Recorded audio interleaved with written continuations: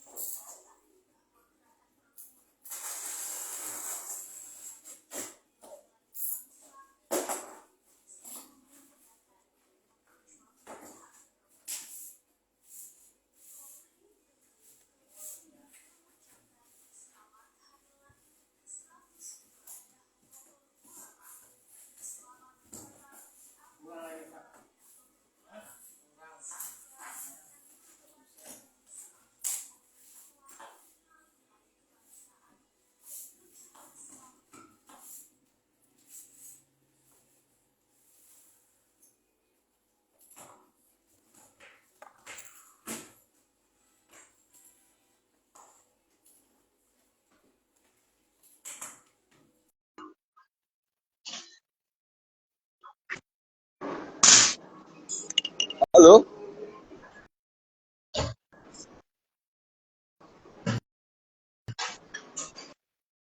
halo, Halo, saya dengar nggak? halo Pak Timbul. Dengar saya? Sebentar, Apakah Pak. terdengar? Iya, terdengar Pak. Terdengar? Iya. Oke, Suara suara saya terdengar bagus juga, kah? Pak? Ya, Bagus, bagus, keren Pak, bagus. bagus ya. Ya. Oke, jangan sampai suara nggak terdengar nih. Kepanjang-panjang gitu nggak terdengar. Oke, Ah, suara bagus. Layout bagus. ba- Tampilan oke. bagus ya layoutnya. Oke, siap. Baik. Nanti kita mulai nanti jam 3 Pak ya. Siap. Ini izin Pak Timbul lagi sibuk apa sekarang ini? Kayaknya lagi di Ya, luar ini. saya lagi di luar. Saya lagi tadi mau pulang. Takut Oke. di tengah jalan lebih dari jam 3. Saya standby aja dulu di Sarina. Saya tadi Oh, ada acara di daerah Sabang. oke. Nah, terus tadi saya mau pulang, saya khawatir aja di perjalanan lebih dari jam 3, saya nggak bisa minggir lagi, sehingga saya standby. Nggak apa-apa, Oke. karena tidak ada acara lagi. Paling Oke. Berarti santai ya Pak Timbul ya selama 1 santai, jam ke depan nanti ya. santai. Kalau kabar gimana Pak? Sehat? Sehat, alhamdulillah sehat. Alhamdulillah. Sehat-sehat semua. Sehat-sehat semua. Baik.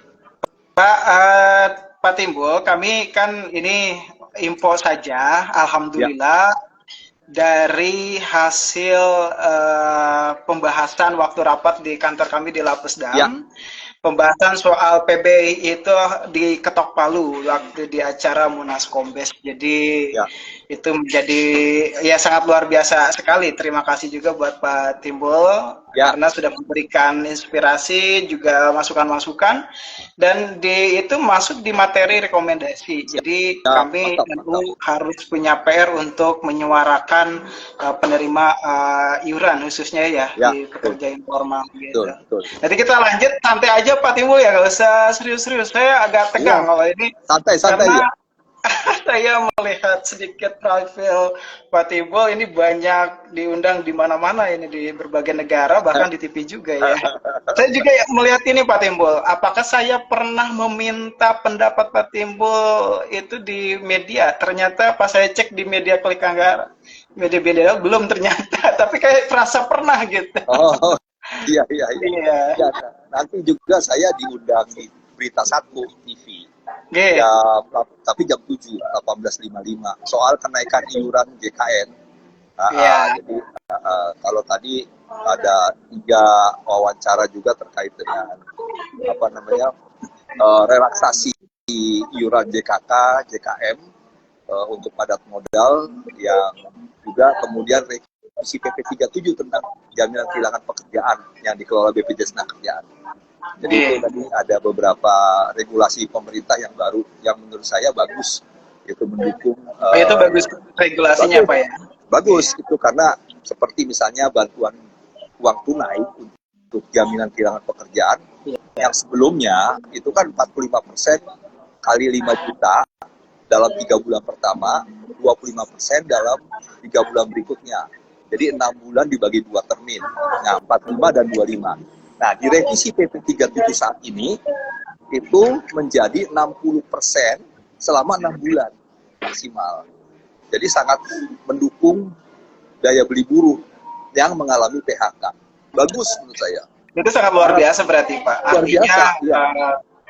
mudah-mudahan ini juga apakah nanti untuk PBI itu untuk pekerja informal juga bisa diregulasikan Pak ya? Ya. Walaupun regulasinya sudah ada itu Ya. secara basic. Ya, betul. Semoga jaminan sosial itu terus meningkat pelayanannya dan manfaatnya sehingga lebih banyak dirasakan oleh masyarakat seluruh Indonesia, pekerja, terutama juga untuk masyarakat pekerja informal, pekerja informal miskin gitu. Ya. Oke. Harus diperjuangkan ini. Iya, harus kita perjuangkan, betul. Siap. Baik, kalau begitu Pak Timbul, izin saya boleh mulai lebih cepat? Siap, boleh. Boleh. Oke. Baik, terima kasih. Baik, saya mulai. Assalamualaikum warahmatullahi wabarakatuh. Waalaikumsalam warahmatullahi wabarakatuh. Oke, selamat siang menjelang sore.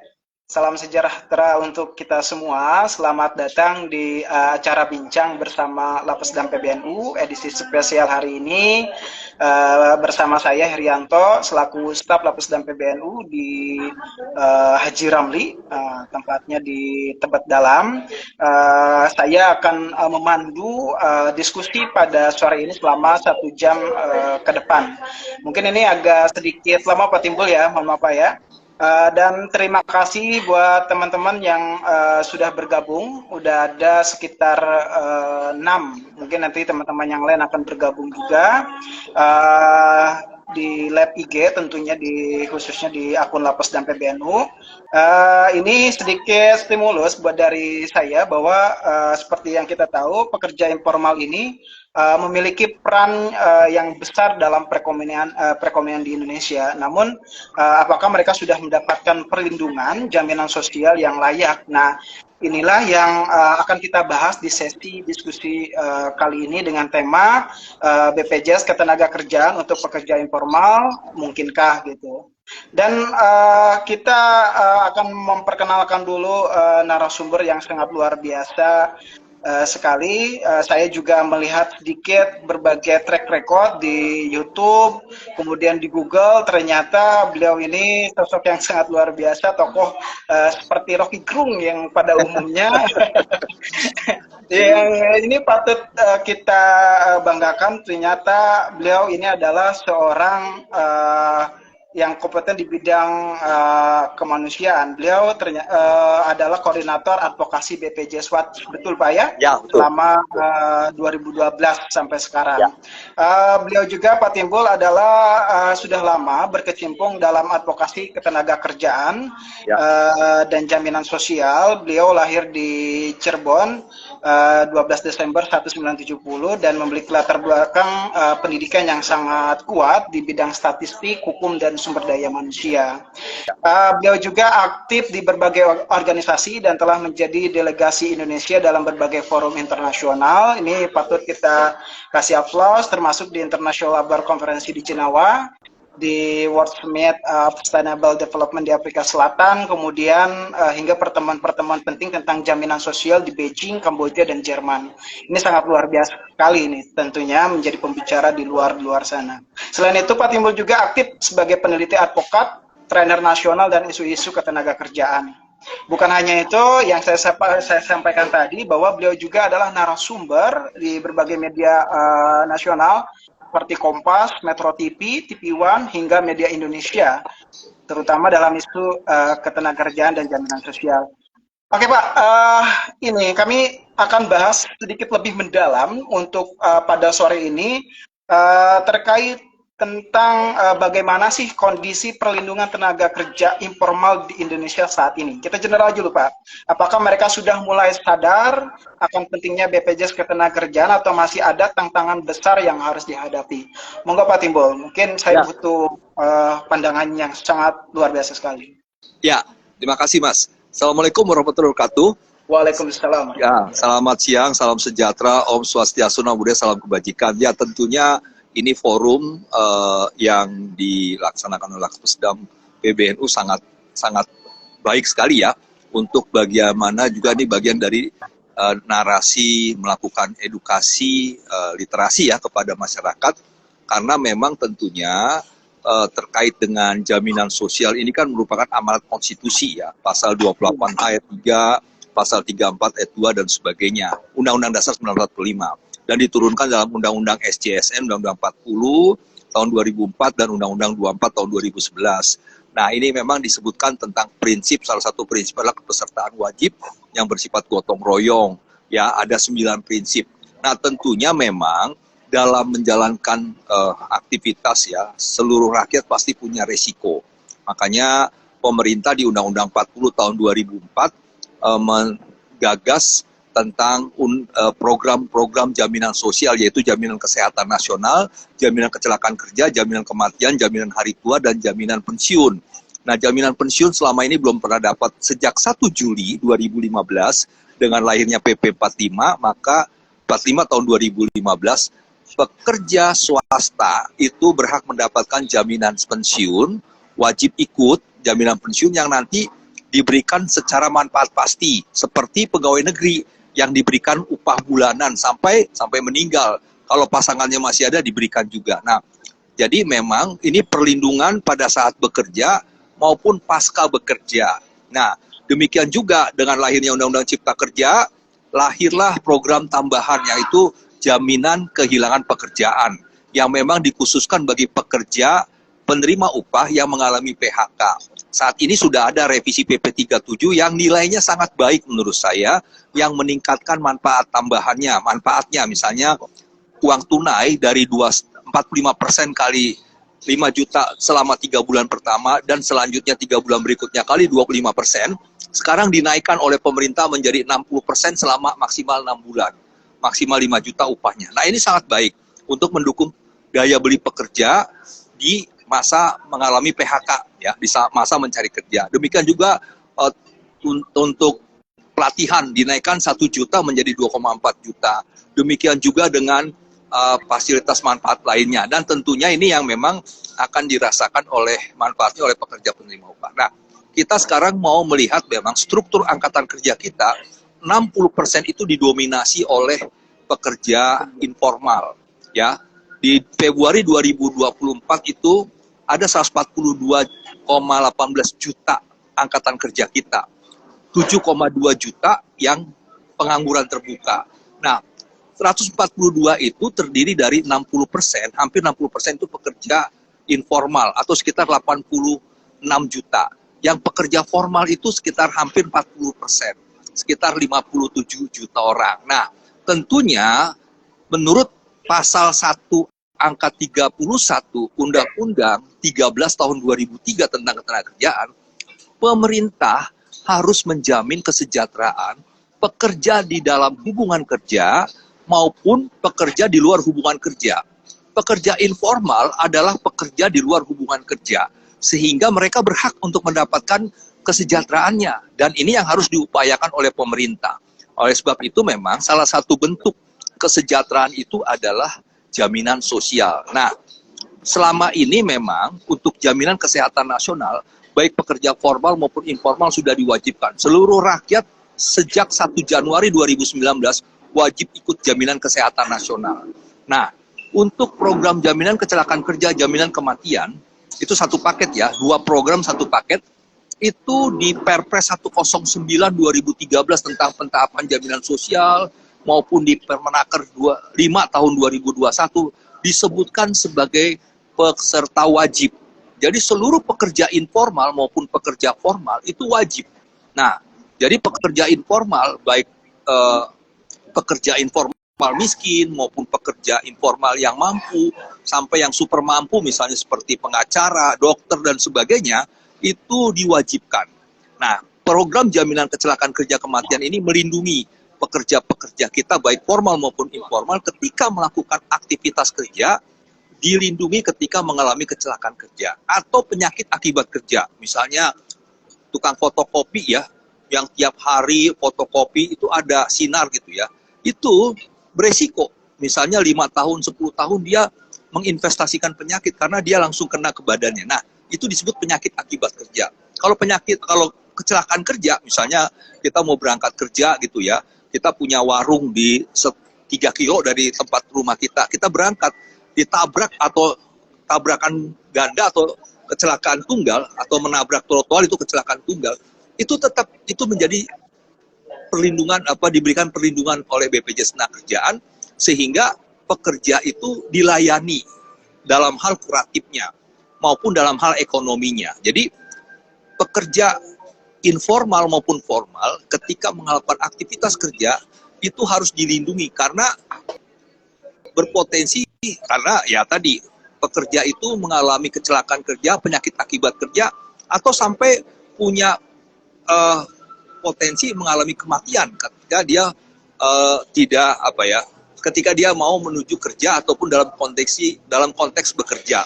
Nah, ada resiko iya, tetapi kan kita nggak tahu kalau memang terjadi ya kita sudah baik-baik naik motor dengan segala fasilitas helm dan sebagainya, tapi mungkin nggak ditabrak, ya mungkin juga ada supir angkot yang ngantuk atau supir angkot yang mabok, kan itu juga di luar perkiraan kita ya. Dari ini memang kita hindari, tapi kalaupun terjadi itu bisa tidak merepotkan pekerja. Nah, ini jadi program jaminan kecelakaan kerja kematian maupun pada saat kematian juga dilindungi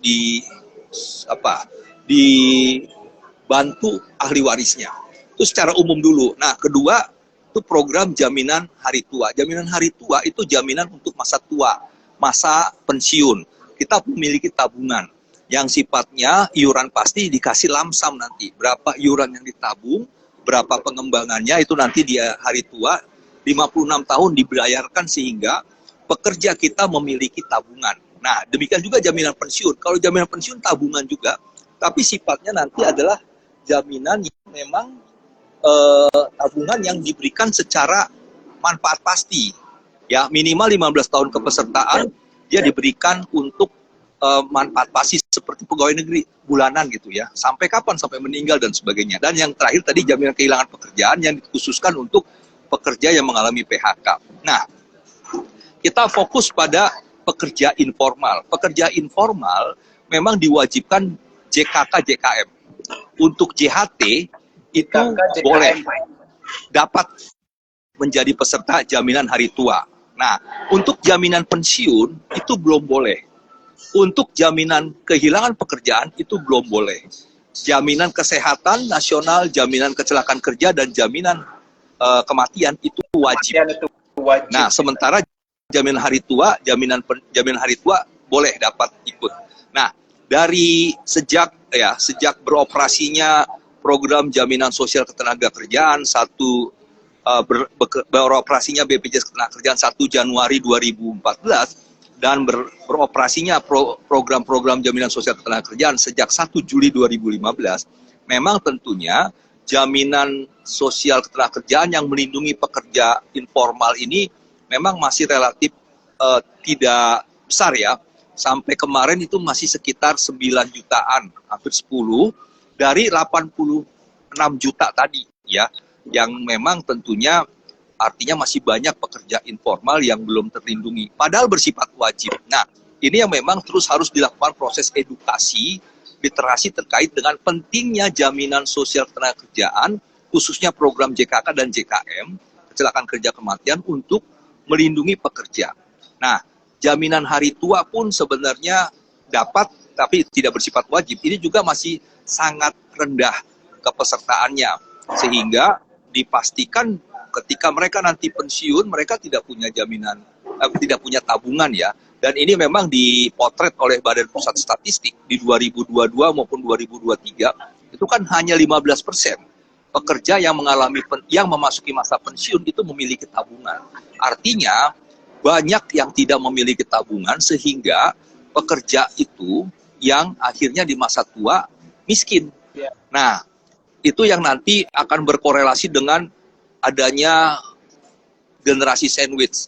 Orang tuanya meminta uang dari anak-anaknya untuk bisa melanjutkan hidup gitu ya. Nah, ini kan anaknya juga nanti akan jadi sandwich di tengah-tengah, membiayai keluarga inti dan membiayai orang tua. Nah, memang budaya kita budaya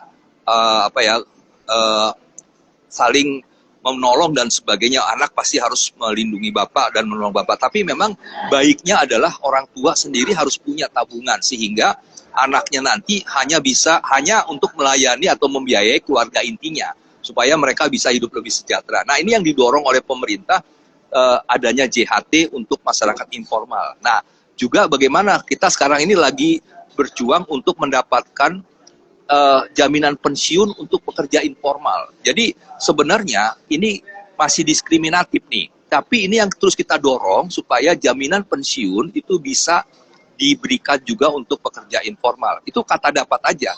Bagi yang mampu silahkan, sehingga mereka punya tabungan yang dua, JHT dan jaminan pensiun. Kalau sekarang kan bisa hanya JHT ya. Nah, manfaat pasti artinya seperti bulanan pembayaran jaminan pensiunnya. Nah, JKP juga belum. Nah, ini juga kita perjuangkan. Nah, jadi kembali ke program jaminan kecelakaan kerja kematian yang memang tentunya ini adalah bagaimana pemerintah negara melindungi seluruh pekerja, terutama informal ini, ketika mereka melakukan aktivitas kerja bisa terlindungi. Nah, manfaat-manfaatnya itu memang sangat besar, sangat baik ya. Misalnya terkait dengan misalnya terjadi kecelakaan kerja, maka dia dibiayai sampai sembuh. Kuratifnya itu biaya penyembuhannya itu tidak ada batasnya, ya. Karena apa? Ya selagi memang dia mengalami sakit karena kecelakaan kerja atau penyakit akibat kerja, dia harus dibiayai. Di daerah Pekanbaru sana ada yang sampai 8 miliar. Sekitar 9 tahun. Itu dibiayain terus. Itulah komitmen negara melalui program jaminan kecelakaan kerja dan kematian. Nah, demikian juga ketika dia mengalami cacat sehingga tidak bisa melakukan aktivitas kerja seperti biasa, dia diusahakan bekerja tempat di sektor lain dengan mendapatkan program pelatihan return to work gitu loh. Sehingga diupayakan pekerja-pekerja yang mengalami kecelakaan kerja untuk tetap bekerja. Nah, itu pun dibiayai oleh BPJS Ketenagakerjaan. Jadi program kecelakaan kerja, kematian, hari tua, pensiun dan jaminan kehilangan pekerjaan dikelola oleh institusi yang bernama BPJS Ketenagakerjaan. Kalau JKN itu dikelola oleh BPJS Kesehatan. Nah, jadi BPJS Ketenagakerjaan mengelola iuran untuk bagaimana memastikan program ini terus berkelanjutan. Nah, jadi manfaatnya itu tidak hanya bersifat kuratif, membiayai perawatan, tetapi bagaimana juga ketika mengalami sakit karena kecelakaan kerja, itu dia ketika tidak bisa mencari nafkah, kan informal itu kan kerja dulu baru dapat upah ya. Nah, baru dapat upah karena dia tidak bisa kerja, maka BPJS negara melalui BPJS Ketenagakerjaan memberikan STMB, manfaat sementara tidak mampu bekerja, yang memang diberikan 100% dari upah. Jadi kalau iurannya 10.000 untuk kecelakaan kerja dan 6.800 untuk kematian, maka STMB-nya sementara tidak mampu bekerja itu dibayarkan 1 juta, paling lama 1 tahun. Setelah 1 tahun diberikan 50%-nya, yaitu 500.000. Jadi iuran yang dibayarkan untuk 2 program ini minimal itu 10.000 dan 6.800 atau sama dengan 16.800. Bila pekerja mau menambah 10.000 menjadi 20.000, maka basis upahnya menjadi 2 juta. Kalau 10.000 itu basis upahnya 1 juta. Jadi kalau ada pekerja mengalami kecelakaan kerja, dia dirawat, tidak bisa bekerja, maka dapat STMB berbasis upah. Kalau dia 10.000, maka dibayarnya 1 juta. Kalau dia membayar 20.000 untuk kecelakaan kerja, dapat upahnya 2 juta. Kalau dia 30.000, dapat upahnya 3 juta.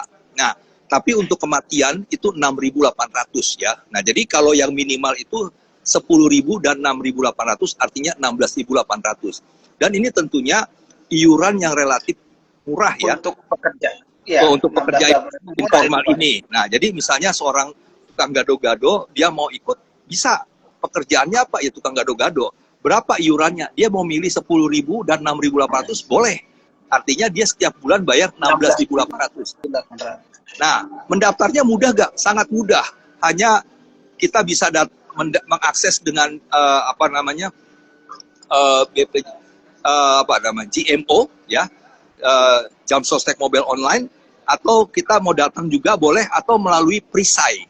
Jadi tinggal dikasih KTP, pekerjaannya apa, nanti didaftarkan misalnya melalui perisai. Nanti dia mendaftar ke BPJS Ketenagakerjaan,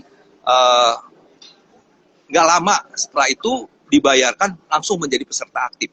Jadi kalau BPJS Kesehatan itu ada masa aktivasi, kalau di BPJS Ketenagakerjaan tidak ada. Hari ini daftar jam 15 ya, 00, jam 15.10 udah terdaftar, udah dibayar iurannya, jam 15.10 itu disebut sebagai peserta BPJS Ketenagakerjaan. Jam 16.00 ketika dia melakukan upaya apa, misalnya dia mau pulang kerja, ketabrak misalnya, itu langsung dijamin. Jadi tidak menunggu masa aktivasi, oh sekian lama harus dijamin, enggak. Pada saat dia mendaftar, membayar iuran, peserta aktif, mengenai setengah jam kemudian, 1 jam kemudian, atau 5 bulan, 7 bulan kemudian, tetap dijamin oleh BPJS Ketenagakerjaan. Jadi ini menjadi program yang memang sangat membantu. Iurannya hanya 16.800 minimal, yang dibayarkan bisa melalui ATM, bisa melalui kantor pos, bisa melalui Indomaret, dan sebagainya. Kita diberikan kemudahan dalam proses membayar. Nah, tentunya manfaat ini juga nanti banyak ya. Itu regulasinya ada di PP 44 tahun 2015, yang sudah direvisi di PP 82 2019 yang manfaatnya dinaikkan ya. Dan ini memang tentunya sangat mendorong bagaimana para pekerja informal ini ayo masuk gitu menjadi peserta supaya dilindungi. Masa 16.800 tidak mampu sih ya, misalnya untuk para lawyer, para dokter yang dokter lepas, misalnya juga untuk para insinyur yang konsultan dan sebagainya. Nah, demikian juga untuk yang lainnya. Nah, ini yang memang tentunya supaya mereka terlindungi. Program jaminan kecelakaan kerja tadi melindungi kuratif maupun ekonomi. Nah, ketika pun terjadi misalnya kecelakaan kerja, kecelakaan lalu lintas, dia lagi pergi ke kantornya atau ke warungnya di sana gitu ya, kecabrak ataupun nabrak, kecelakaan lalu lintas, mengalami meninggal dunia. Nah, maka itu juga dia akan disantuni ahli warisnya, dapat 70 juta ya, dan itu yang tadi uang kubur dan sebagainya. Nah, ketika kecelakaan kerja mengalami kematian, ahli warisnya dapat tadi 70 juta ditambah beasiswa untuk anak maksimal 2 anak dari tingkat TK sampai perguruan tinggi. Supaya apa? Ketika ketika pencari nafkah itu mengalami resiko meninggal dunia, negara mau menjamin supaya ahli waris pasangannya itu ya, dan anak-anaknya tidak jatuh miskin, dan anaknya tidak putus sekolah. Makanya diberikan beasiswa. Misalnya anaknya masih misalnya 1 tahun, dia nanti pada masa masuk TK dapat 1,5 juta, TKA 1,5 juta, TKB 1,5 juta, 2 tahun, SD 6 tahun, kelas 1, kelas 2, kelas 3, kelas 4, kelas 5, kelas 6, masing-masing 1,5. Jadi 1,5 juta kali 6 tahun. SMP 2 juta kali 3 tahun. Kelas 7, 8, 9. SMA 3 juta kali 3 tahun. 10, 11, 12. Kelas 10, 11, 12. Nah, perguruan tinggi 12 juta kali 5 tahun. Dikasih sampai 10 semester. Nah, ini yang didorong adalah bagaimana si anak bisa lulus perguruan tinggi. Nah, misalnya 2 anak ini sudah ya, tapi tiba-tiba anak yang nomor 1 meninggal dunia, bisa diganti oleh anak ketiga, tapi sekali saja ya, supaya ini bisa dilanjutkan. Tapi kalau misalnya sekarang anak itu sudah SMA, ya paling dia dapatnya SMA sampai perguruan tinggi, ya nggak bisa backdated sampai ke TK ataupun SD SMP. Nah, itu manfaat untuk keluarga yang anak-anaknya supaya jangan putus sekolah ya, seperti itu. Nah, itu jaminan kecelakaan kerja ya, jaminan yang memang diberikan untuk melindungi ketika ada resiko, ketika dia pergi atau pulang atau dalam posisi kerja itu dijamin dan sebagainya. Nah, program jaminan kematian itu mendukung ataupun memastikan pekerja yang mengalami meninggal dunia karena sakit itu juga mendapatkan bantuan untuk ahli warisnya, pasangannya. Misalnya pekerja sakit, kena sakit ya, akhirnya meninggal, maka dia dapat santunan 42 juta untuk ahli warisnya. Nah, bila kepesertaan itu sudah minimal 3 tahun, maka anaknya juga maksimal 2 mendapatkan bantuan beasiswa. Seperti yang tadi, dari TK sampai perguruan tinggi. Dari 1,5 juta sampai yang perguruan tinggi 12 juta kali 5 tahun. Nah, ini memastikan supaya ahli waris tidak, anak-anak ahli waris itu tidak mengalami putus sekolah karena pencari nafkah meninggal dunia. Itu jadi karena kecelakaan kerja dan kematian itu melindungi ahli waris termasuk anak-anaknya untuk tetap bisa bersekolah. Nah, teman-teman sekalian tentunya ini program ini terus dikembangkan ya, dan ketahanan dananya cukup kuat ya. Untuk jaminan kecelakaan kerja itu dana yang dikelola sebagai bagian dari iuran itu 60, mungkin sekarang 66 triliun ya, 65, sekian triliun. Nah, jaminan kematian ada 16 sampai 17 triliun. Nah, ini yang memang merupakan bagian dari gotong royong. Jadi seluruh peserta itu yang formal maupun informal itu bergotong royong membayar iuran untuk membiayai saudara kita yang kebetulan mengalami resiko kecelakaan kerja atau kematian. Nah, ini untuk yang sifatnya umum. Kita bicara sekarang untuk yang khusus untuk pekerja informal miskin. Di pasal 14 dan 17 Undang-Undang SJSN, Undang-Undang 40 tahun 2004, diamanatkan masyarakat yang miskin dan tidak mampu, ya, dalam hal ini pekerja, didaftarkan dan dibayarkan iurannya oleh pemerintah. Nah, bisa pusat dan daerah. Nah, jadi selama ini program yang sudah dilakukan oleh pemerintah itu program jaminan kesehatan nasional yang iurannya dibayar oleh pemerintah dengan skema kepesertaan PBI, penerima bantuan iuran. Nah, sekarang ini untuk kecelakaan kerja kematian dari APBN belum, tapi sudah dijanjikan akan direalisasikan.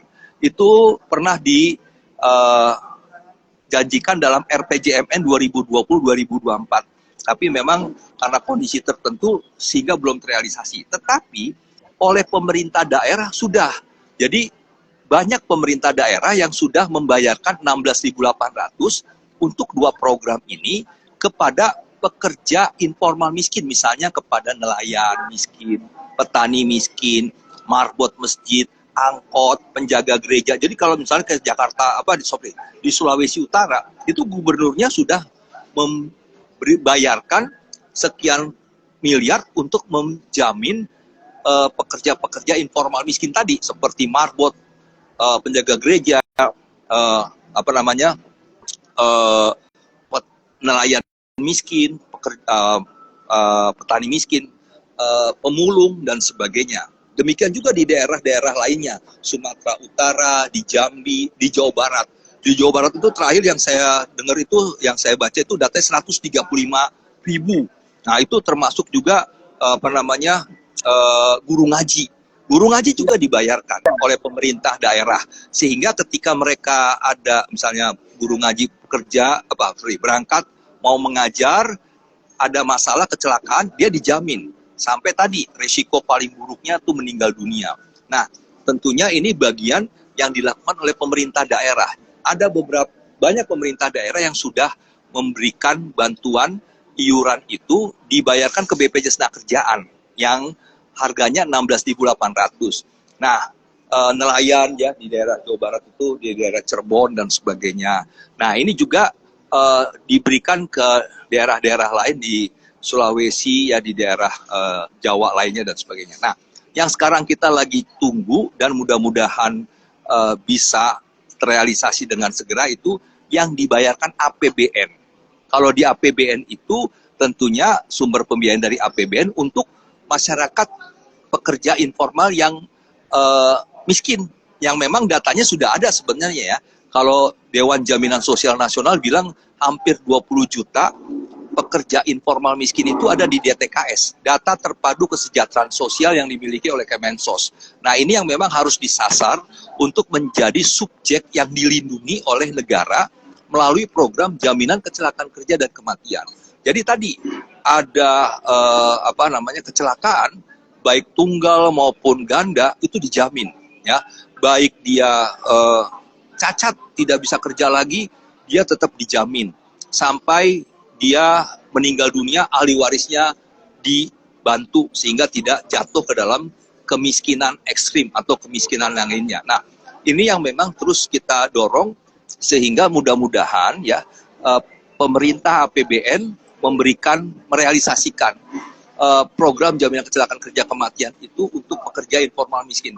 Mereka itu diberikan bantuan uang iurannya itu karena perintah Undang-Undang SJSN pasal 14 dan 17. Jadi inilah peran serta negara, pemerintah untuk memastikan orang miskin ini juga dilindungi, ya, dilindungi. Nah, secara sosiologis memang kalau kasus kecelakaan kerja ya, itu biasanya program JKN itu mengatakan ini tanggung jawab BPJS Kesehatan. Nah, padahal belum tentu juga dia didaftarkan di program BPJS Tenagakerjaan karena mungkin juga pekerja informal ini belum tahu ya. Nah, makanya itu kita mendorong bagaimana mensegerakan APBN itu membayarkan jaminan kecelakaan kerja kematian untuk masyarakat informal, pekerja informal miskin ini supaya mereka dilindungi ya. Saya pernah waktu kira-kira berapa tahun yang lalu ada pekerja namanya itu Ibu Nurul. Saya akan cerita terus karena ini merupakan true story ya. Ibu Nurul itu bisa dicari di belakang Casablanca. Dia tinggalnya tuh dekat kuburan Belanda. Kalau kita naik ke atas di Casablanca tuh di belakangnya itu kuburan Belanda. Nah, dia pemulung yang mencari bahan-bahan dan sebagainya, dia kena beling ya. Jarinya tuh kena beling dan hampir putus, dibawa ke rumah sakit Cipto.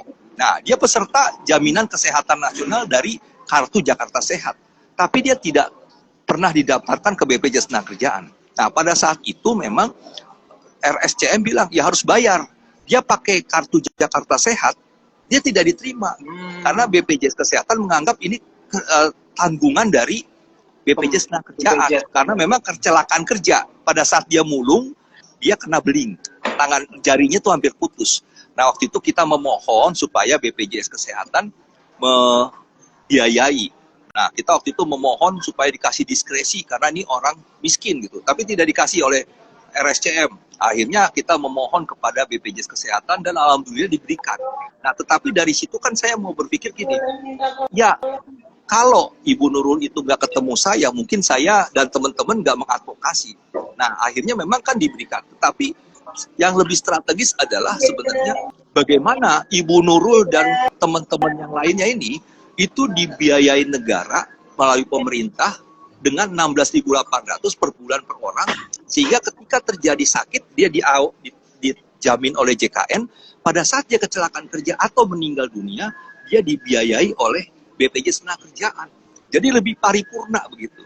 Nah, ini yang memang sekarang kita dorong ya, konferensi besar Nahdlatul Ulama kemarin itu sangat-sangat monumental ya untuk merekomendasikan JKM, program kecelakaan kerja kematian, segera untuk diberikan kepada pekerja informal miskin dengan biaya APBN. Kalau tadi disebutkan oleh DJSN paling sekitar hampir 20 juta, kalaupun 20 juta orang kali 16.800 kali 12 bulan, satu takwim itu 12 bulan, itu kan sekitar 4 triliun. Nah, artinya jauh di bawah biaya misalnya JKN. JKN itu bisa sampai 47 triliun. Nah, ini kan hanya 4 triliun untuk paling banyak tuh 20 juta orang. Nah, kalaupun dilakukan bertahap misalnya 5 juta, itu hanya 1 triliun tiap tahun ya dibayarkan. Nah, ini yang memang kita dorong secara bertahap. Jangan juga langsung gitu, karena mungkin ada data yang tidak tepat sasaran ya. Tapi kita proses aja supaya segera diimplementasikan secara bertahap, misalnya ada 5 juta yang ada datanya, sehingga ini yang dijamin tahun depannya ditambah lagi 10 juta dan sebagainya. Nah, ini yang memang diharapkan bisa melindungi pekerja-pekerja informal kita, khususnya yang miskin dan tidak mampu, mendapatkan jaminan sosial yang lebih paripurna gitu ya. Nah, ini baru kecelakaan kerja kematian. Nanti kita dorong lagi, entah di tahun kedepannya atau berikutnya, dia mendapatkan JHT. Karena apa? JHT juga kan adalah kebutuhan pekerja informal miskin ketika dia merasa tua. Kita berharap pemulung, nelayan miskin, petani miskin itu punya tabungan di masa tua. sehingga mereka bisa hidup sejahtera. Nah, jangan dulu jaminan pensiun, oke, jaminan hari tua. Nah, ini juga yang memang kita dorong, tapi kita melakukannya secara bertahap ya, tidak langsung blek gitu.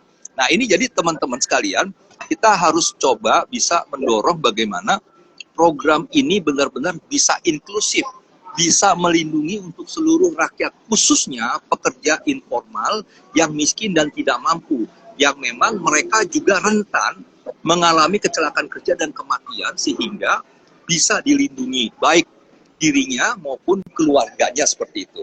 Mungkin Baik. itu pengantar saya dulu ya. Baik. Mohon maaf kelamaan. Terima kasih. Assalamualaikum warahmatullahi wabarakatuh. Terima kasih. Waalaikumsalam warahmatullahi wabarakatuh. Terima kasih Pak Timbul. Ini 30 menit Pak Timbul. Saya nggak harus kerja ini. Ya makanya. Bertanya, Mohon maaf, mohon gitu. maaf. Tadinya, Ya. tadinya kami mau ingin tektokan Siap, siap. sambil bertanya gitu Apa? ya. Tapi akhirnya pengantarnya sampai 30 ini sangat luar biasa Ya, nggak sekali apa-apa. berarti. Ya, lanjut aja. Lebih dari 1 Saya jam juga nggak sangat apa-apa kan sebenarnya.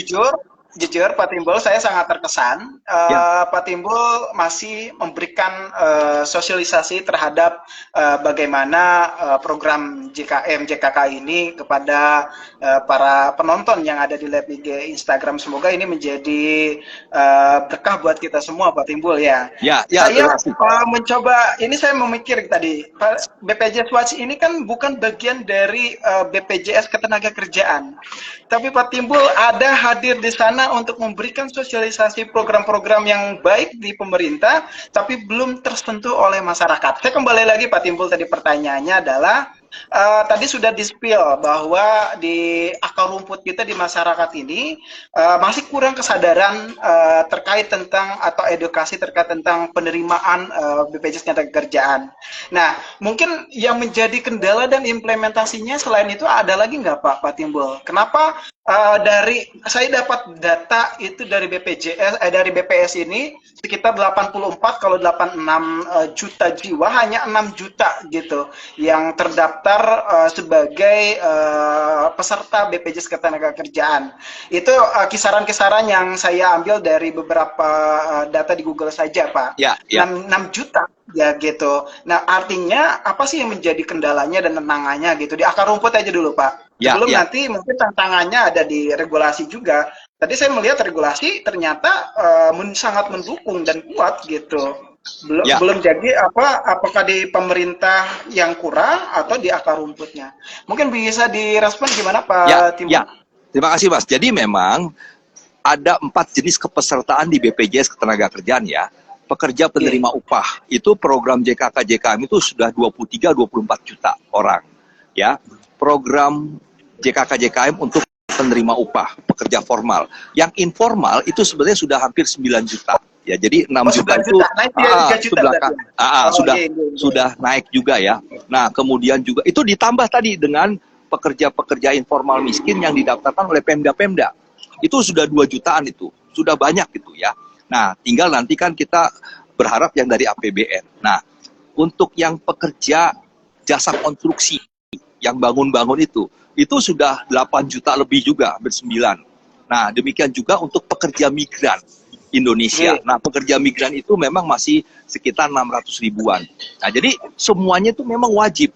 Mau pekerja penerima upah, pekerja informal, pekerja jasa konstruksi, dan pekerja migran Indonesia yang bekerja di luar negeri, itu juga dilindungi oleh program jaminan kecelakaan kerja, jaminan kematian di BPJS Ketenagakerjaan. Nah, memang kendalanya adalah satu, literasi ya. Memang BPJS Ketenagakerjaan terus memberikan edukasi dan sebagainya. Tetapi masyarakat kita kan suka juga ngelihat ini apa sih gitu.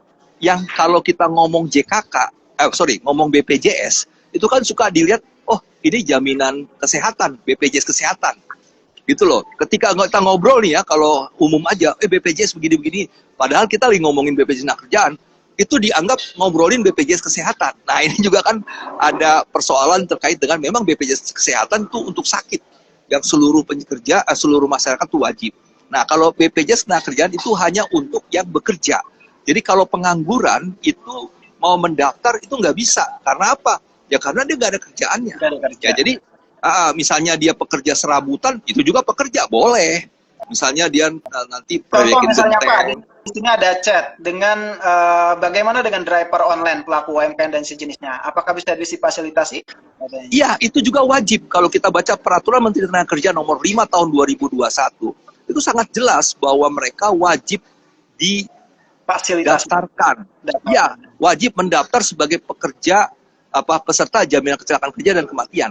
Nah, di pasal 34-nya Permenaker 5 tahun 2021 itu disebut aplikator harus memastikan pekerja ojol ini, pekerja kemitraan yang berbasis digital ini didaftarkan ke BPJS Ketenagakerjaan.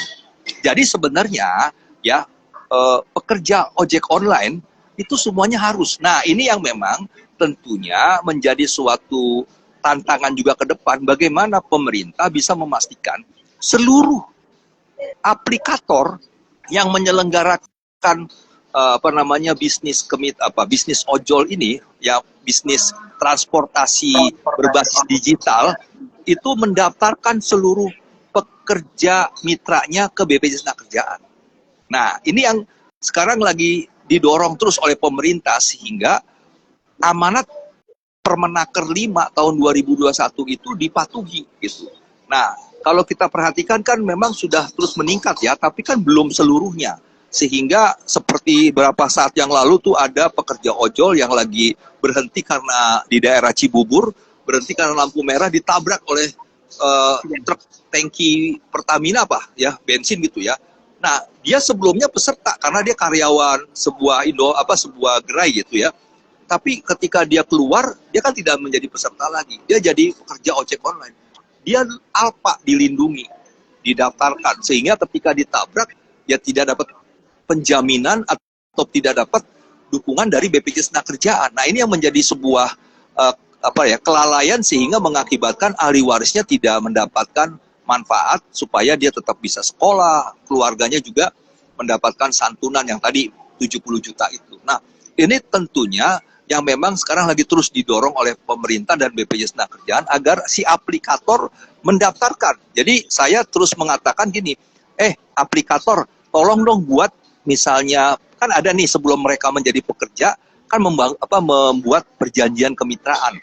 Nah, di perjanjian kemitraan yang pernah saya baca itu belum ada tuh menjadi peserta BPJS Ketenagakerjaan. Nah, sekarang harus didorong dalam perjanjian itu disebutkan supaya pekerja itu aware, oh iya saya harus menjadi pekerja, dan aplikator harus bisa memastikan peserta pekerja ini sudah terdaftar. Sehingga ada resiko itu bisa di cover ya, karena pekerja ojek online misalnya itu kan beresiko sekali, hujan kehujanan, panas kepanasan, kerjanya lebih dari 8 jam, bisa 12 jam, bisa 15 jam dari pagi sampai malam, ya kan ini kan persoalan mereka beresiko. Nah, ketika mereka beresiko harus dilindungi ya, tapi kembali bahwa ini adalah seluruh pekerja diwajibkan ikut program jaminan kecelakaan kerja dan kematian. Bagaimana juga dengan pekerja-pekerja perkebunan yang harian, itu juga wajib. Sampai pekerja magang, ya kalau ada kita magang gitu di perusahaan, itu wajib ikut. Jadi supaya apa? Pekerja yang ketika dia bekerja atau lagi belajar seperti magang ini, bekerja sekalian belajar, itu ketika mengalami kecelakaan kerja, itu dijamin. Nah, kan juga ini bagian dari melindungi pekerja yang memang dalam proses magang gitu ya, supaya mereka lebih safety lah, lebih aman dan sebagainya. Jadi memang tentunya itu yang harus didorong terus. Nah, ini proses yang terus ditingkatkan supaya semuanya lebih dipastikan. Nah, saya kan bilang begini, sebenarnya pekerja informal itu kan wajib ya, karena regulasinya. Nah, kalau nggak ikut, sebenarnya pekerja itu bisa kena sanksi di PP 86 tahun 2013. Nah, PP 86 2013 itu tentang sanksi tidak dapat layanan publik, itu baru diterapkan di JKN, Kesehatan Nasional. Tidak dapat SKCK, tidak dapat SIM. Nah, yang SIM itu kan masih uji coba. Nah, saya mendorong begini, pemerintah tolong juga PP 86 itu diterapkan kepada pekerja supaya mereka ikut JKK JKM. Tapi kita pilih yang untuk pekerja-pekerja yang mampu, misalnya advokat, dokter, insinyur, ya kan, konsultan, kemudian notaris dan semuanya. Supaya apa? Mereka juga dilindungi, supaya mereka juga ikut gotong royong, karena mereka membayar iuran kan juga menambah pendapatan iuran yang memang digunakan nanti untuk apa? Membayar kecelakaan kerja yang tanpa batas ini, yang seharusnya kan memang tetap dilindungi ya. Tadi saya bilang ada sampai 8 miliar, 9 miliar. Nah, kemudian juga bagaimana supaya mereka dilindungi, mereka juga ikut bergotong royong. Nah, juga kita terus dorong melalui literasi gitu ya, kepada yang menengah ke bawah. Kalau yang miskin harus melalui PBI yang dibayar oleh pemerintah. Nah, kalau yang mampu-mampu ini sebenarnya harus diterapkan bagi advokat yang tidak ikut ketika dia ngurus SIM, akan ditanya sama polisi, sudah bayar, sudah ikut JKK, JKM belum? Kalau belum, daftar dulu. Berapa? 16.800. Paling tuh diketawain tuh sama sama advokat, ya 16.800. Nah, jadi sebenarnya dari sisi iuran tuh nggak ada masalah. 16.800 tuh kalau sebulan bagi 30 hari, itu kan satu hari itu sekitar 800 perak. 700, 800 perak. Kan artinya tidak sangat signifikan membuat menjadi beban gitu ya.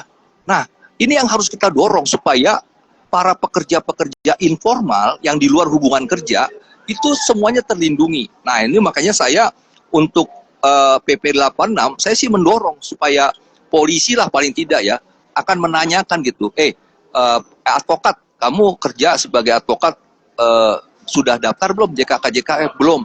Tuh daftar. Nih ada fasilitasnya, bayar 16.800 per bulan. Atau saya yakin mereka nggak akan keberatan. atau Nah, mungkin skema strategi penerapannya di bankir-bankir gitu, Pak? Bisa ke depan? bisa juga melalui proses kan nanti bisa aja melalui, yang penting daftar dulu mengenai nanti dia melalui apa namanya debit ya, misalnya dipotong dari rekening bisa aja 16.800 bisa. Nah, tetapi kembali yang penting nih kita mendorong terus kesadaran. Kalau memang nggak sadar-sadar juga bisa diterapkan PP 86 sanksi. Sebenarnya sanksi ini bukan dalam rangka untuk mempersulit, tapi bagaimana mereka itu dilindungi gitu. Tadi saya bilang, kapan kecelakaan kerja, kapan mati, itu kan nggak ada yang tahu. Tapi ketika ada kejadian, kita misalnya sakit, kecelakaan kerja, itu dilindungi. Tidak lagi kita keluar biaya sendiri. Kalau kita yang misalnya kecelakaan kerja sampai 1 miliar, itu dipastikan itu sadikin, sakit sedikit miskin gitu loh. Kan nggak bisa kita udah sakit jatuh miskin lagi, jamilah gitu. Nah, ini untuk melindungi bagaimana kita itu bisa dengan 16.800 minimal 16.800 kita bisa dilindungi dari kemiskinan gitu. Tadi saya katakan, meninggal kapan nggak tahu, kecelakaan kerja nggak tahu, penyakit akibat kerja nggak tahu kita. Nah, tetapi sedia payung sebelum hujan itu yang disediakan negara kepada kita seluruh rakyat. Nah, ini yang kita dorong. Pekerja informal itu harus terus diedukasi, ya, sampai pedagang-pedagang pasar, ya, misalnya di daerah ada tukang-tukang becak semuanya. Nah, itu masuk kategori yang harus dibantu pemerintah, ya. Nah, kalau misalnya dia punya kemampuan pedagang pasar, memang dia 16.800 menurut saya sebulan tidak terlalu sulit ya. Apalagi tadi yang pekerja-pekerja punya kemampuan membayar iurannya mudah lah ya, seperti advokat dan sebagainya. Nah, ini tentunya memang yang harus nanti ya suatu saat kalau menurut saya harus diterapkan PP 86 tahun 2013. Tapi untuk kelompok pekerja yang punya kemampuan. Kalau yang masih di bawah kan kita juga harus melakukan edukasi terus. Jadi dua kombinasi ini, literasi, edukasi, sekalian juga penerapan PP 86 untuk bisa memastikan seluruh pekerja informal dilindungi. Dan tadi utamanya pekerja informal miskin dijamin oleh pemerintah, pusat maupun daerah, seperti itu. Baik, terima kasih Pak Timbul. Artinya ini terkait di akar rumput ini adalah terkait kesadaran bahwa resesifnya masih adalah itu adalah biaya, bukan manfaat. Betul ya Pak ya? Jadi itu kenapa saya sehat ngapain harus bayar iuran gitu. Jadinya seperti itu di masyarakat itu yang terjadi mental modelnya seperti itu. Masih ada dua pertanyaan Pak Timbul. Satu soal situasi terkini terkait pemangkasan anggaran di APBN di saat ini, apakah itu akan berdampak pada penerima bantuan iuran? Dan kedua, pertanyaannya terkait peran NU nanti setelah nanti skema apa kita membuat roadmap atau sampai 3 tahun ke depan seperti apa gitu. Mungkin 2 pertanyaan itu yang akan kita diskusikan pada sore ini, Pak. Gimana tuh, Pak, menurut Ya, Pak Timbul? ya, jadi memang Impres 1 tahun 2025 kan tentang bagaimana mengefisienkan ya. Nah, ini memang kita juga mendukung supaya APBN kita ini tepat sasaran ya, dan APBD tentunya. Nah, tentunya kembali eh, menurut saya memang efisiensi itu bisa dilakukan, tapi harus juga memastikan masyarakat itu terlindungi gitu. Kalaupun ada program efisiensi, itu jangan mengorbankan perlindungan sosial kepada masyarakat. Misalnya tentang JKN ya. Setelah saya baca memang pemerintah, Kementerian Kesehatan, Kementerian Keuangan tetap komit memberikan kuota 96,8 juta orang untuk program JKN ya, sehingga alokasinya sekitar 48 triliun. Nah, tapi juga menurut saya dengan kondisi saat ini ya, Pemda-Pemda saya berharap jangan menurunkan perlindungan kepada pekerja informal miskin tersebut. Ya, walaupun itu belum kata wajib, tapi kesadaran yang dibangun yang sudah baik ini oleh Pemda-Pemda, adanya efisiensi ini saya berharap tidak menurunkan jumlah peserta yang dilindungi. Semoga lebih ditingkatkan. Karena tadi menurut saya iurannya tidak terlalu besar, 16.800 ya. Nah, jadi APBN pun menurut saya tidak akan tergoncang kalau misalnya dia hanya untuk pertama kali ya mendaftarkan 5 juta. 5 juta kali 12 bulan, satu takvim kali ya 16.800 kan sekitar 1 triliun. Ya, artinya apa? Dari 3.600 triliun pembiayaan yang dipotong sekian persen, 1 triliun itu kan tidak terlalu signifikan.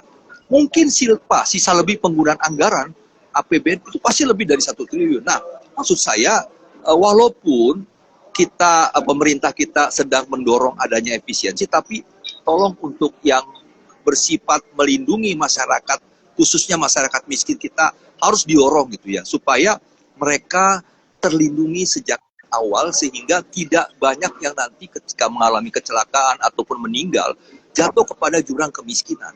Kita ini kan sedang berjuang untuk menghindari terjadinya kemiskinan ekstrim. Salah satu instrumen itulah jaminan sosial. Ya kan, Atkinson bilang bahwa jaminan sosial itu bisa menurunkan tingkat kemiskinan jika ya pesertanya itu semakin banyak, semakin luas gitu, termasuk untuk pekerja informal miskin. Ya, kalau mereka tidak dilindungi, ya mereka akan miskin. Nah, jadi demikian juga dengan manfaatnya ditingkatkan. Nah, manfaatnya sudah ditingkatkan di PP 82 2019 yang memang tadinya kematian karena sakit itu dibayar 24 juta santunannya. Sekarang dengan PP 82 2019 menjadi 42. Nah, beasiswa itu juga ditingkatkan 2 orang sampai perguruan tinggi. Nah, ini kan bagian dan perlindungan. Ya, tentunya kita terus mendorong nih supaya manfaat itu ditingkatkan. Nah, tetapi dengan kepastian seperti Atkinson bilang, harus ada kepesertaan yang lebih menyeluruh, yang inklusif, sehingga masyarakat Indonesia itu semua dilindungi, tidak jatuh dalam kemiskinan ketika ada resiko. Nah, ini kan resiko itu kapan terjadi kita nggak tahu. Nah, tentunya ini yang kita dorong bahwa jangan sampai ada efisiensi meniadakan peran negara untuk melindungi dan jaminan sosial ketenaga kerjaan untuk masyarakat informal miskin ini menurut saya tidak terlalu besar anggarannya. 5 juta saja dulu nggak apa-apa sebagai hal yang bertahap ya. Itu hanya 1 triliun. Dan itu menurut saya tidak akan menjadi persoalan bagi APBN kita. Nah, ini mudah-mudahan dengan adanya rekomendasi dari Konbes PBNU kemarin, Pak Presiden Prabowo bisa mengimplementasikan di 2025. Semakin cepat dilindungi, semakin banyak juga nanti masyarakat kita yang terhindar dari kemiskinan bila terjadi kecelakaan maupun penyakit akibat kerja maupun sampai yang jeleknya kematian seperti itu.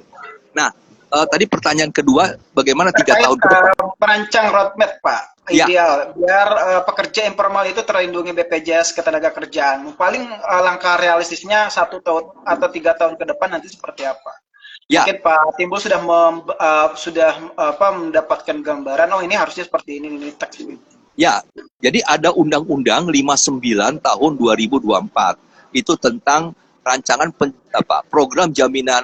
program pembangunan jangka menengah panjang. Itu kan inklusif dan berkelanjutan. Nah, ini juga dengan mendasari pada Undang-Undang 59 tersebut tentunya ini yang menjadi patokan pemerintah pusat dan daerah untuk lebih meningkatkan kepesertaan jaminan sosial khususnya untuk pekerja-pekerja yang informal ya, yang 86 juta ini. Nah, ini tentunya proses ataupun dukungan edukasi, literasi terus dilakukan oleh pemerintah. Kementerian Ketenagakerjaan tuh terus melakukan itu. BPJS Ketenagakerjaan pun terus melakukan itu. Anggarannya ada dan kalau saya perhatikan mudah-mudahan kalau BPJS Ketenagakerjaan kan tidak dipotong karena kan dia dibayar dari iuran ya, bergotong royong. Nah, di Kementerian Ketenagakerjaan nih mudah-mudahan tidak dipotong, terus melakukan sosialisasi untuk mengajak dan kemudian juga bagaimana ya ke depan ini juga kita berharap Pak Presiden Prabowo coba mengevaluasi pelaksanaan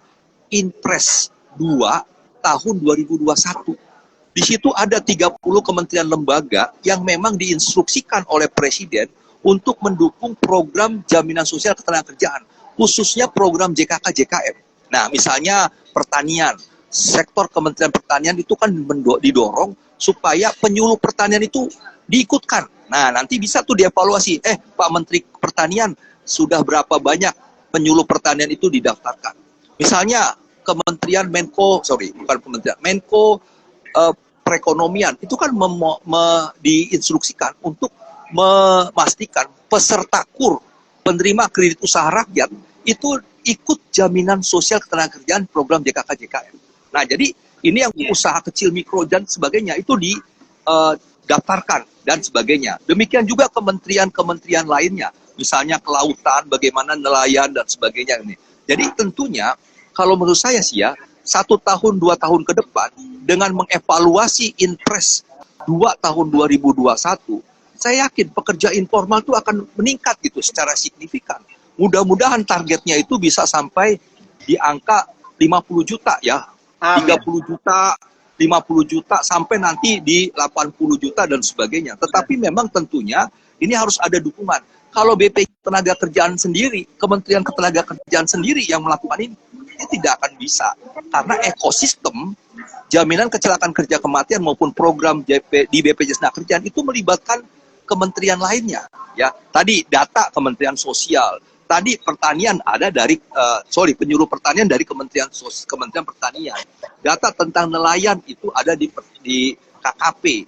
Data terkait dengan kredit usaha rakyat, penerima kredit usaha rakyat itu ada di Menko Perekonomian, di Kementerian UMKM dan sebagainya. Koperasi-koperasi juga diwajibkan. Itu kan memang bagian yang diamanatkan dalam Inpres 2 tahun 2021. Nah, saya optimis bahwa semakin banyak pekerja informal kita dilindungi karena mereka harus dilindungi untuk menghindari terjadinya tadi kemiskinan, menjadi miskin lagi, kemudian menjadi hal yang tidak kita harapkan gitu. Anak putus sekolah, pasangan atau istri atau khususnya istri atau suaminya tuh menjadi miskin karena pencari nafkahnya meninggal dan sebagainya. Atau cacat total, tidak bisa kerja lagi gitu, seperti itu.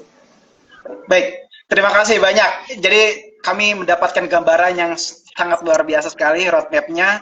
Jadi menyasar pada kementerian yang sebenarnya di bawah-bawahnya itu punya basis. Termasuk NU juga basisnya kan masyarakat, akar rumputnya adalah santri. Lembaga-lembaga itu masih bisa kita manfaatkan juga. Ya, dan ini memang sedikit. Dan ini juga ya menurut saya ya, apa yang dilakukan oleh PBNU ya, yang membicarakan secara detail dan merekomendasikan dalam konferensi besar PBNU kemarin, itu harusnya bisa dicontoh oleh PGI, gereja-gereja, oleh KWI, oleh Muhammadiyah, oleh kelompok agama lainnya. Karena apa? Ini bagian kita bicara masa depan bangsa ke depan gitu loh. Masa depan rakyat miskin kita yang jangan sampai mereka miskin, tambah miskin gitu. Nah, ini harus dinaikkan. Jadi saya sih mengapresiasi, memberikan sebuah poin yang sangat besar kepada PBNU, dan ini diharapkan ormas lainnya mendukung, ya artinya sama-sama mendukung bagaimana jaminan kecelakaan kerja kematian ini bisa dinikmati oleh seluruh rakyat, karena para tokoh agama kita sudah mendukung. Biasa kalau tokoh agama ngomong, itu negara, pemerintah tuh patuh gitu loh, ya, karena kan sangat teologis, sangat benar-benar orientasinya keselamatan umat dan sebagainya gitu. Baik, terima kasih Pak Timbul.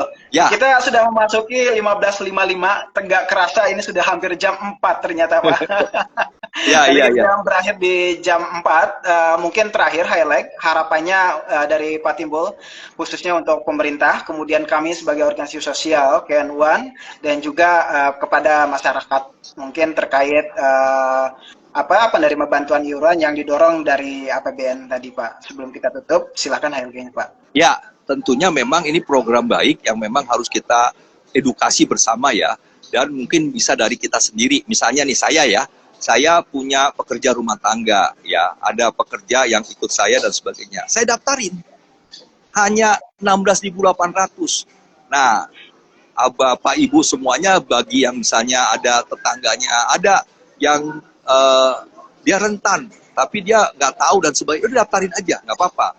Kita juga kan dengan 16.800 kali sekian orang, misalnya 3 orang, kan nggak jatuh miskin juga, tapi kita sudah melindungi mereka. Nah, ini bagian dari kita bercerita tentang jaminan kecelakaan kerja kematian ya untuk sementara. Nah, mereka juga nanti bercerita, sehingga ini yang bisa nanti ketok tular, sehingga bisa meningkatkan kepesertaan. Dan demikian juga harapan kami ya, pemerintah terus melakukan sosialisasi, edukasi, khususnya bagaimana Impres 2 tahun 2021 ditingkatkan oleh kementerian lembaga, sehingga mereka bisa memastikan bidang-bidangnya, pekerja-pekerja di bidangnya itu bisa menjadi peserta jaminan kecelakaan kerja kematian. Nah, tadi saya baca sedikit ya tentang klaim. Nah, misalnya nanti ada, misalnya sudah pekerja informal menjadi peserta dengan bayar 16.800, minimal 16.800, dia mengalami kecelakaan kerja, dia tinggal lapor ya kepada misalnya dia kecelakaan ditabrak ya, ada keluarga yang lapor polisi, nanti dikasih tahu, oh ini kecelakaan ganda atau kecelakaan tunggal. Kalau dalam rangka kerja itu masuk ke rumah sakit, bagi rumah sakit yang sudah kerjasama, kita menunjukkan kartu JKK itu langsung ditangani. Nah, kalau misalnya rumah sakit itu belum kerjasama, kita lapor ke BPJS Tenagakerjaan yang terdekat, sehingga langsung bisa ditanggungi seluruh biayanya. Nah, ini kan bisa menjadi bagian yang memastikan klaimnya itu tidak susah. Memang ada fitur-fitur yang bisa membantu kita secara online melaporkan. Nah, tentunya ini yang memang kita harapkan, selain mengajak, kita juga nanti mengedukasi bagaimana menggunakan fitur-fitur ini, melakukan klaim, prosesnya supaya lebih mudah untuk diketahui oleh seluruh rakyat, sehingga tidak hanya jadi peserta, tapi juga bagaimana mengetahui manfaatnya. Nah, dengan manfaat ini mereka juga nanti bisa bercerita, sehingga kepesertaannya lebih meningkat, edukasi tentang proses klaim, manfaat, dan sebagainya mereka juga mengerti, dan mereka akhirnya tahu bahwa ini menjadi kebutuhan mereka ketika sedang bekerja. Demikian. Assalamualaikum warahmatullahi wabarakatuh. Terima kasih. Waalaikumsalam warahmatullahi wabarakatuh. Terima kasih Pak Timbul. Terima kasih banyak atas wawasan dan pandangannya yang sangat luar biasa sekali. Dan buat teman-teman yang menyimak lab ini, semoga diskusi hari ini bisa memberikan wawasan baru kita untuk mendorong pentingnya jaminan sosial bagi pekerja informal, khususnya kita selaku warga Nahdien, bahkan santri, guru ngaji, bahkan pengurus belum punya kayaknya kerjaan. Harus, ya, saya berharap sih dilindungi juga ya. Betul. Iya. Baik, kalau begitu terima kasih, saya akhiri, saya pamit, Herianto undur diri. Wassalamualaikum warahmatullahi wabarakatuh. Waalaikumsalam. Saya tutup. Warahmatullahi wabarakatuh. Terima kasih. Terima kasih Pak Timbul sekali lagi. Izin Pak Timbul, nanti kalau ada waktu kami ingin ketemu untuk berdiskusi lebih lanjut lagi.